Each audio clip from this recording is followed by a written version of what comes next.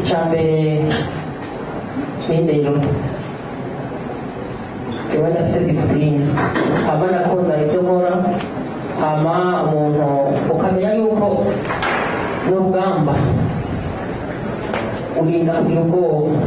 genda umuntu utagira ubwoba ugira ubwoba bavuga iki hama nkakora competition ariko biba biragoye strategy yose ndashaka kuyihindurira mu kibuga kuko byose mba nabiteguye muri antene igikomeye n'imyiteguro igihambaye gitangurira byose n'imyiteguro ukwimenyereza neza hanyuma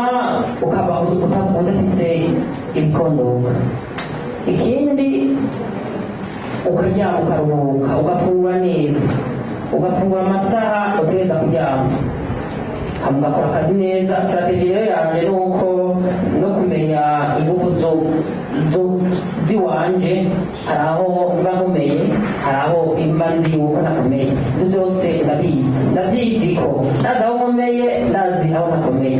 urumva ibyo ngibyo bimfasha kugira ngo nkore competition neza nicyo gituma nimba mwese muraba competition nkora zirafise ubudasa ko ndazikora rero ndashobora gukora competition ndi imbere ndashaka gukora competition ndi hagati ndashaka gukora competition ndi inyuma iyo ibyo byose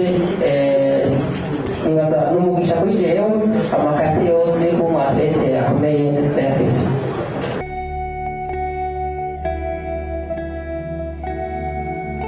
ikada sinayihebye gusa icyabaye biva na porogaramu ihari madamu nduri nta 10 mm igihari nicyo gituma musanga atari twakoze na 5 mm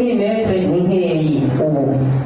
ariko bo bazisubijemo hari amategeko yahindutse nicyo gituma utabonye ndazikora mugabo suba ko nayihebye